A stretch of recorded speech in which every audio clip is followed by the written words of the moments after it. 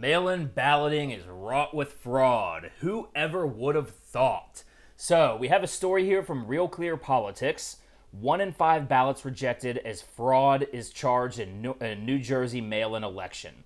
Now, we all saw this coming. We all know that mail-in ballots are just going to be ripe with corruption. And before I get going, let's just go ahead and... Actually, before I get going, let me go ahead and do my shameless plugs. Please subscribe to the channel, like, share, comment. Let me know what you think of this video. Let me know what else you want me to talk about. If you're interested in actually helping support this channel financially, because I am but a humble YouTuber just trying to get started here.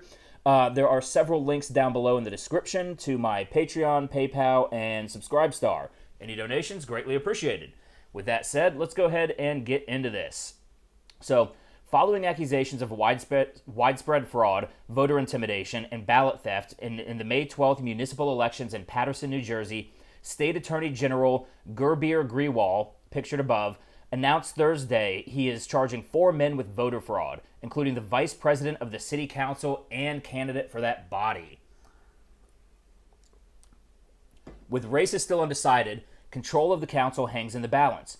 Paterson, New Jersey is New Jersey's third largest city, and the election will decide the fate of municipal budget in excess of $300 million in additional to hundreds of millions. All right, we don't care about what the money's going to. Let's just talk about the election here. In the city council election, 16,747 vote-by-mail ballots were received, but only 13,557 votes were counted. More than 3,190 votes, 19% of the total ballots cast, were disqualified by the Board of Elections. Due to the pandemic, Paterson's election was done through vote by mail. And you're seeing the push for this nationwide, this vote by mail. And like I said, I don't want to get too far ahead. I don't want to get too far ahead with my commentary here because you're going to see the number of ways that fraud is just, it's so susceptible to fraud in a number of ways, the mail-in ballots, and we're going to see that going through here. So I don't want to get ahead of myself, but here, community organizations such as the NAACP chapter are calling for the entire election to be invalidated. Now, this could be interesting politically because that's going to put the NAACP on Donald Trump's side against mail-in ballots. So this could be an interesting thing to see develop. I mean, we saw the Rasmussen poll earlier. Now, I know Rasmussen typically leans to the right, and it's tough to really, it's probably a little bit padded stats, but it said that about 40%, Trump has about 40% black support at this point. So we might actually start seeing we've been seeing the whole Blexit movement. We might actually start to see a shift where some of the institutional black political power actually starts to kind of look Trump's direction and maybe scratch their heads a little bit and say, maybe he's onto something. So that's just an interesting little side note that we might want to watch, because the demographics in the elections, it's part of the process. So as much as someone like me really wishes that wasn't the case, but anyways, mail-in ballots have been long acknowledged by voting experts to be more susceptible to fraud and irregularities than in-person voting. Of course, because you're having to work through a mass network of anonymous or quasi-anonymous intermediaries. When you start talking about all the mail carriers, all the people at the post office, all the people that receive the ballots, there's so many moving parts to getting a mail-in ballot in that all it takes is for one of them to be corrupted and the entire election goes into question. So it's, at the end of the day, the security concerns, whether fraud actually happens or not, the integrity of the election gets called into question just by the existence of the security concerns. So I'm hoping the Supreme Court does something before November and actually gets rid of this whole mail-in ballot push and says, no, this isn't legal. It's one thing when you have just a small number of mail-in ballots or like with absentee ballots. People say, well, what's the difference between absentee ballots and mail-in ballots? Well, with absentee ballots, you actually have to go through a process to verify who you are, verify why you'll be out of town, all that stuff.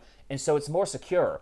And even with a limited amount of mail-in votes, it's more secure because you know that you're not going to go to a neighborhood and just knowing that there's going to be ballots in every box, and you can just take out whole areas of the electoral base, just going through a neighborhood and going through people's mailboxes. When it's on a limited supply, you never, it might be a house here and there that has one, but you're not gonna find the same rate of success to make that sort of tampering worth doing. So let's go ahead and, before I get ahead of myself again, mail-in ballots have been acknowledged by voting experts to be more susceptible to fraud and irregularities than in voting in person. This has raised concerns from President Trump and other Republicans about the integrity of the national elections in November, which are expected to include a dramatic increase in mail-in ballots that really needs to be stopped. If Paterson is any guide, it ought to concern Democrats as well. And that's a good point, because, we can sit here and say, oh, well, these Democrats. Now, my personal belief is that it would be more likely Democrats, because Democrats are resolutely more unscrupulous. That's not to say that Republicans are angels by any means, that there aren't Republicans that are susceptible to fraud and corruption. There absolutely are. But it seems to be more the MO, the modus operandi of the Democrats, where with the Republicans, you just get some bad actors. So let's go ahead here. Over 800 ballots in Paterson were invalidated for appearing in mailboxes improperly bundled together. Yeah, that's going to raise a question like, did somebody just harvest those ballots, fill them all out, bundle them in, and turn them in? How do you have 800 people all turning in their ballots bundled together in one thing? That does not seem like it occurs naturally. That appears processed, that appears manufactured, a manufactured result. Even if it's not, even if there's some sort of the process that, you'd have to know the details in order to understand why it's not faulty, that's still not acceptable. That's still not secure enough. We don't want those questions to even be raised. Including one, all right, so let me go back. Over 800 ballots in Paterson were invalidated for appearing in mailboxes and probably bundled together, including a mailbox where hundreds of ballots were in a single packet. Now, that is clearly suspicious. When they're all in a single packet, that means that somebody went around and actually collected these and then bundled them into one envelope or one packet, however it was bundled. Clearly not above board. Clearly not transparent in any way, shape, or form. And voter transparency, the electoral process, is paramount. The bundles were turned over to law enforcement to investigate potential criminal activity related to the collection of the ballots.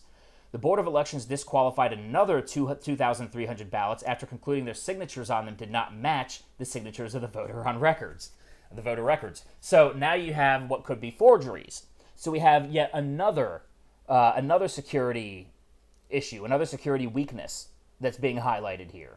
So, that's what I'm saying. There are so many moving parts to a mail-in ballot, and it's so insecure. The intermediary process has no security to it. Reporting by NBC further uncovered citizens of Paterson who are listed as having voted, but who told the news they had never received a ballot and did not vote. So now we have actual fraudulent votes. We have people that their ballots were diverted to other people who had no problem filling out the ballots themselves. And when you talk about a state like mine in California, you could see how, it could potentially be that all of these diverted ballots go to illegal immigrants who are, of course, going to vote Democrat because Democrats pander to them. If they vote in the Democrat, they think they're going to get their whole family up here. Or, so that's something, especially in California, where we have such a large illegal immigrant population here. You're going to see, and it's probably going to come from Republican areas. It's probably going to be places like Fresno and Central California, where it is a much more right-leaning area. You're going to see a lot of ballots diverted from there into the urban centers or into communities within those red districts that likely have a lot of illegal immigrants, and they're going to get some of those ballots. And then you're going to have a situation where American citizens are deprived the right to vote, yet illegal aliens get to take their votes. Now, that is not something we can tolerate. Even the potential for that is not something we can tolerate. And don't put it above Democrats. You know they would do it. You know they would. So let's see. One woman, Ramona Javier, after being shown the list of people on her block who allegedly voted, told the outlet she knew of 8 family members and neighbors who were wrongly listed. Just 8 people off the top of her dome that she could say, oh no, that's not real, that's not real, that's not real, that's not real, that's not real, that's not real. This is going to be the end of it all. I have more stuff to say, but I think it's going to be led into later down in the article here. We did not receive vote-by-mail ballots, and thus we did not vote. This is corruption. This is fraud. Yes, that's exactly what this is. This is corruption. This is fraud. There are multiple reports that large numbers of mail-in ballots were left on the lobby floors of apartment buildings and not delivered to residents' individual mailboxes. So now you just have large bundles of ballots just being, the mailman comes in, he goes down to the lobby of the building, and he just plops a stack down there. From there on, where's the security in that? I mean, all it takes now is one resident of the building. You've added a whole nother order of magnitude of moving parts, of people that could get involved, that could corrupt the process. All it takes is one person in an apartment building that, for all we know, could have 1,000 people living in it. One person to come down, see all those, and say, "Time to get my man in office." And they just take that whole stack, they take it to their apartment, and they check, forge some signatures, mail them all in, and then they laugh until they get arrested. That's if you can even get them caught. In fact, who knows? That might have been what happened with the bundle of 800 put together. And that's speculation, but the fact that we can speculate about that is a problem. So let's see. And not delivered to residents' individual mailboxes, further casting doubt on the integrity of the election. So we're seeing doubts on the integrity of the election being cast from every single angle, every avenue of corruption, and breached security is presenting itself, and this is just a microcosm of what we're going to see on a national scale. So, two of the election results in Paterson were particularly close. Initially, challenger Shaheen Khalik defeated incumbent Mohammed Akhtaruzzaman by 1,729 votes to 1,721 votes. Talk about a close election. Now, at this point, all you need is for one person in a building of 8 apartments that has 20 ballots sent to it. You go and you take those. Boom. That's the election right there. In that race, a video posted to Snapchat has surfaced that appears to show a man named Abu Razian unlawfully handing a large stack of ballots he indicates are votes for Khalik. Now, how would he know that a large stack of ballots are all for one candidate? I mean, you're not really supposed to tell somebody who you vote for, and if he's going around aggregating ballots and they're all for one person, that you can't get any closer to an admission of guilt, to an admission of fraud. Khalik's brother, Shalim, and Razian have been charged by the state attorney general for crimes including fraud and casting mail-in votes, tampering, and unauthorized possession of ballots, as they should be. Incumbent city council member William McCoy lost by 240 votes to challenger Alex Mendez after a recount on June 1st. However, the McCoy-Mendez race is far from over. In the 3rd ward of the city where the race was decided, over 24% of the ballots were disqualified by the Board of Elections. That's 25%. And so now here we have yet another area or another weakness in the security of this election. You now have a board of people who are deciding whether to validate or invalidate votes. But how do we know who these people are? Maybe these people are partisans. Maybe these people are corrupt. It's the whole issue of the social media fact checkers again. Who fact checks the fact checkers? Well, who oversees the overseers? We don't. I mean, it's too big of a risk.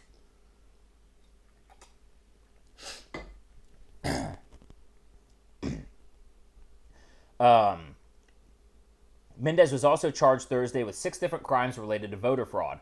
Michael Jackson, Paterson's incumbent First Ward City Councilman and City Council Vice President, was the 4th man charged yesterday. So now we have City Council members that are being charged, being engaged in election fraud. So this is going all the way up to the officials themselves. So, we now have the officials, we have the overseers, we have the mail carriers. I mean, all it takes is for a mail carrier in an area that largely votes one direction to just disappear some of the ballots. So we got the mail carriers. We got the people that receive the mail from the mail carriers. You can't look somebody straight in the face and say that mail-in voting is a secure thing to do or is a good thing to do. Because what it's going to do for the social breakdown, just by having these concerns, is going to be irreparable.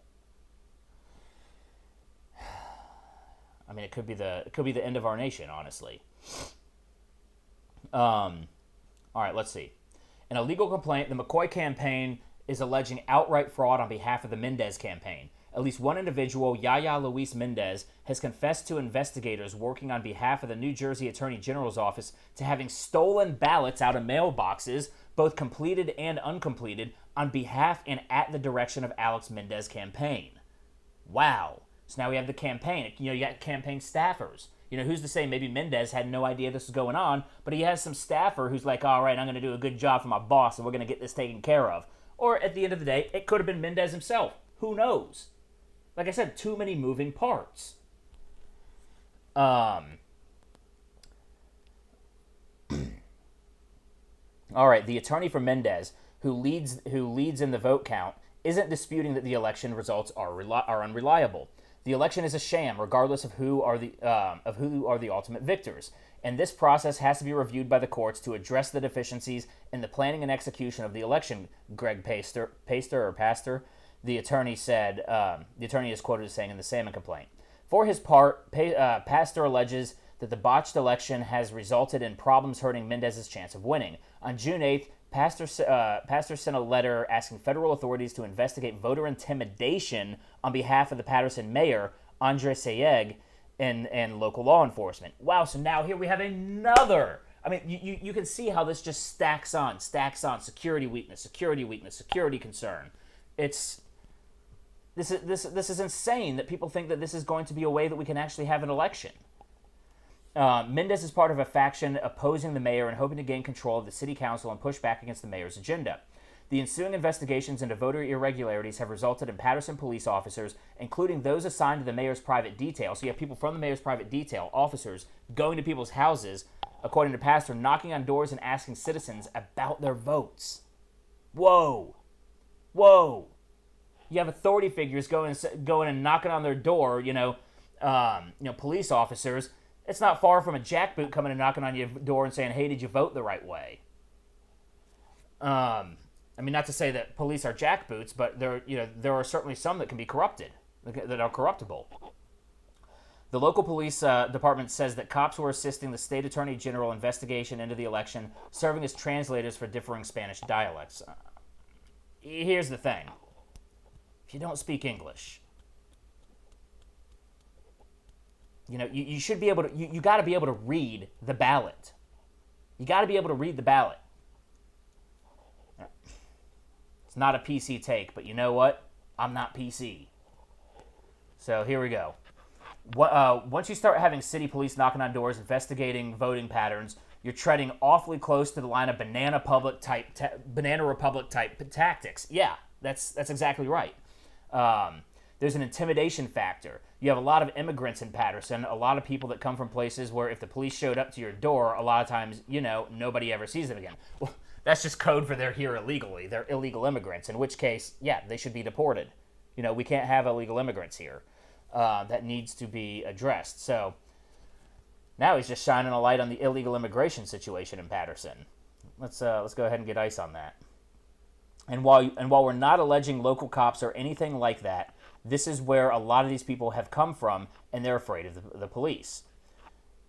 Salmon admits Paterson's recent election is crazy, but points to unique aspects of living in the town that makes the mail-in ballot fraud more likely. It's one of the most densely populated cities in America, with lots of residents living in high-rise apartment buildings that have communal mailboxes that are prime targets for ballot theft. Guess what, Paterson? That doesn't make you special. That's every big city. That's every big city that all votes Democrat. So, honestly, if anything, that actually puts Democrats at risk. Of course, the partisan enemy wants to say, go ahead, do it. But no, you don't. You need to have fair elections. And so I will even defend Democrats in saying that you shouldn't have in your concentrated liberal enclaves in these big cities, you shouldn't be able to have Republicans coming in from the outside, just gaining access to a high-rise apartment building and swiping a whole bunch of ballots. Next thing you know, you're going to see New York City going 71% to Donald Trump. Now, I mean, I would love for that to happen naturally, but I don't want to see it happen through fraud. So yeah, that's not really a disqualifying point that, oh, Paterson could be an anomaly. No, Paterson's not an anomaly. There are a lot of places that have dense populations with high-rise buildings that are susceptible to this exact same fraud. You're not that special, Paterson. But as noted in Salmon's legal complaint, Paterson was just one of 31 municipalities in New Jersey that held vote-by-mail elections on May 12th. The average disqualification rate for mail-in ballots in all 31 elections across the state was an alarming 9.6%. That's insane, 9.6%. I mean, you got to think with percentages, it swings both ways. So if you got 9% that goes to this side, that's 9% that goes away from that side. It widens the gap. I mean, that is massively. I mean, that is probably orders of magnitude within the average margin of error. I mean, that decides elections right there. So the ballot rejection rate drops to 8.1% if Paterson's results are excluded. That's not better. I mean, it's okay. It's better by 1.5%, but that's not better in terms of it actually ameliorates the situation at all. It's still terrible. New Jersey's municipal elections aren't broadly comparable to New Jersey's municipal elections aren't broadly comparable to nationwide elections for a variety of reasons, but the 2016 presidential election resulted in popular vote total with a differential of just over 2%, with fewer than 80,000 votes in a handful of swing states determining the Electoral College victor. Voting irregularities with mail-in ballots could be much less pronounced than what happened in New Jersey last month, and still produce a great deal of uncertainty in a national election. Yeah, that's true. I mean, it doesn't really matter. The whole idea that Paterson is maybe more susceptible and so it won't be worse across the nation, it doesn't matter if it's not worse across the nation or if it's a little better or if it's a little not as bad across the nation. I don't want to say better because that's not even an accurate way to describe it. But it doesn't matter if that number drops to 4% or 5% elsewhere. That's still way too large of a margin. Way too large. Salmon is hoping vote-by-mail problems will be resolved in the months before the November election. It won't be. It can't be. There is no way. There is no way to secure a mail-in election. There's too many moving parts. The ballots change too many hands. You can't do that. In New Jersey, people found out that this is going to be an all-mail-in election only a month before, whereas obviously November is still a ways away, and that's a lot more time to educate voters on how to fill out these ballots and how to return them. But this is what they're doing. They're trying to change the rules at the 11th hour, because then within the chaos, they can commit the fraud. That's clear as day.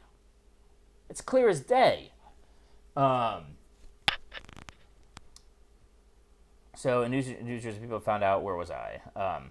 November is still a ways away, he told the RCP, but he concedes that it's still, concerned about national elections. Rick Hansen, professor of law and political science at the University of California, Irvine, acknowledged that on the election law blog post last month that there's a genuine absentee ballot fraud scandal going on in Paterson.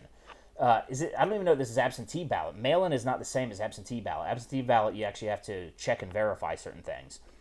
New Jersey, Paterson, New Jersey, and it is going to get a lot of national attention. It should get a lot of national attention. Everyone needs to know this story. Everyone. And everyone, no matter what side of the aisle you're on, you need to realize that it is a risk to your interests as well. Because this kind of fraud can happen all across the board. Let's see. Hansen argues that it's not cause for concern, however, noting that it is cause for concern. Noting that there are only 491 prosecutions related to absentee ballots nationwide between 2000 and 2012. Yeah, that's because back then absentee ballots were few and far between. You didn't know where the absentee ballots were. But when you do mail-in votes en masse, and you know that just stacks of them are going to be delivered to every apartment building in the nation, that's an entirely different thing. It's an entirely different beast. So yes, it is a concern, and you cannot use past numbers, past conviction rates for fraud when absentee ballots were done on such a limited scale, and try to scale them to a 100% unilateral mail-in election process. That's not possible. All right, let's see. The rise in vote by mail should lead to increased vigilance against this sort of activity. But that's the thing, is you cannot have increased vigilance because you cannot predict this stuff. All you can do is catch it after the fact and call the entire election into question. Because you can't prevent the mailman from doing something with somebody's election ballots. You can't prevent somebody living in an apartment building to go down and raid a bunch of the mailboxes and take all these ballots. There's no precog that can prevent this stuff. So what you're going to end up with is you're just going to catch them after the fact, and then the election is null and void. So, but the push to expand vote by mail is worth it given the great health benefits of increased voting by mail during a pandemic. The small risk of fraud. No, it's not a small risk of fraud. We're seeing here in Paterson, it's a massive risk of fraud. There's been fraud on every level in this election. Every fucking level has been fraudulent. And now we're going to scale that to a nationwide presidential election? No. And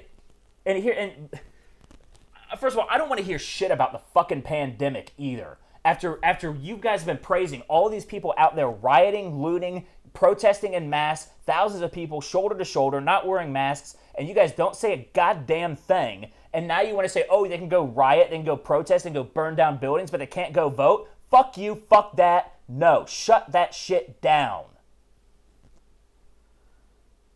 I cannot stand the gaslighting. I cannot stand it. All right. Despite Hansen's sanguine attitude, hardly a sanguine attitude, the problems in Paterson have received virtually no nationwide attention so far. Well, guess what? Everybody, share this video. Let people see this. If you're on Parler, echo this. If you're on Facebook, share it. If you're on Twitter, retweet it. Whatever the fuck you got to do, get this information out there. People need to know this is going on because, like I said, this does not affect one side of the aisle. It affects everybody. And it affects the national... So imagine what's going to happen if the presidential election, especially with Donald Trump, gets called into question. Think of what's going to happen to social unrest. It's going to be riots in the street. If anything is going to cause a civil war, it's going to be this. I mean, is that part of the plan? Is that part of the plan for these mail-in ballots to cause a civil war? I mean, we see that the Democrats have been, Operation Chaos with both the pandemic and the riots. We know the Democrats have supported all this stuff. They support the shutdowns. They support the riots. They support the double standards. Oh, you can riot during the pandemic, but you can't open up your business. They're creating chaos, and that's all this is going to lead to. That's all this is going to lead to. All right. At the same time, dozens of lawsuits have been filed across the country contesting state requirements to certify mail-in ballots. Among the main targets are witness and signature requirements for absentee ballots, such as signing the envelope or getting a witness or notary to sign it, or making sure that every voter's signature is legible. Well, basic requirements. The lawsuit seeks to expand the vote by mail. Those lawsuits seeking to expand vote by mail include one brought in Nevada earlier this year, which aims to do away with the signature verification on mail-in ballots altogether. What the fuck are you thinking? You've got the most insecure electoral process, and your goal is to make it less secure? Where are these people's heads at? This is when the actions start defying even the most basic tenets of logic. That's when you have to say there's fraud here, something is wrong, there is malintent, there's criminal intent. So, which seems to do away with signature verification altogether. Even though the ballots and the signatures not matching voter records was the reason Paterson disqualified 2,300 ballots. So again, you see that the signatures were a huge deal in Paterson, and Nevada wants to do away with that. One of the checks that they have on this. Meanwhile, the president continues to be an outspoken opponent of voting by mail. He tweeted on June 27th, rigged 2020 election. Millions of mail-in ballots will be printed by foreign countries and others. It will be the scandal of our times. That's a great point. I mean, I guarantee I can probably guarantee you that these ballots are not created in America. The production of them has probably been offshore to China, like fucking everything else in this nation. And so they're probably gonna get printed in China, and so China's gonna have the machines, they're gonna have the paper stock, they're gonna have the ink, they're gonna have everything to just print out a whole bunch of extra ones. And that's another thing. It doesn't even have to be foreign. I mean, it could be domestic interests that have control of printing these ballots. They could just print out a whole bunch of additional ballots, and they either fill them out themselves or they, whatever, send them to illegal immigrants, whatever the hell they do with it. It's just even the production of the ballots in itself is a security measure, is a security concern. This and other claims about vote-by-mail problems are frequently contested by the press. And yeah, if you think China would not fuck with us and do this, even if they don't manufacture our ballots, if there's one thing China knows how to innovate, it's ways to rip things off. They don't innovate shit, but they know how to duplicate what other people do. So they'll be able to get their hands on one of these ballots. One of their Chinese spies at one of these universities is going to mail one over. They're going to see what kind of paper stock it is. They're going to see what kind of ink it is. They're going to reverse engineer it, and they're going to print out identical ballots. And then China is just going to fuck with us. We've literally been expecting Trump to tweet about this for the last 2 weeks, says Salmon. Within the McCoy campaign, there have been ongoing jokes about how long it's going to take Trump to find out about Paterson and start tweeting. That's not really a joke. I mean, they shouldn't have been joking. They should have been saying, oh, shit, we're about to be the laughingstock of the nation. We're about to be ground zero for the abolition of this mail-in vote process. And it's going to be a stain on their entire legislature, their entire civic system. So, yeah, this mail-in ballots, as you can see, every level of fraud imaginable was perpetrated here in Paterson, New Jersey, and it happens if it happens on a national scale, it's going to be the end of our nation. It's going to be the end of our nation because nobody is going to accept the election results. It could be that 100% of the votes were completely above board, but we're still not going to trust it. Trust in the institutions is paramount. Without trust, you don't have anything. I mean, anybody who's ever been in a relationship knows that. So, anyways, I feel like I had one other thing that I wanted to talk about here in relation to all this, but I've lost it. So, anyways, guys, I hope you appreciated this video. I hope you share this video. This story needs to get out. These voter concerns need to get out. So please, please, please let people know about this. And like, share, comment, subscribe. And I hope to see you guys back here for my next segment. I'm going to be putting out videos every day this week. So I will see you then. And until then, y'all have a good day.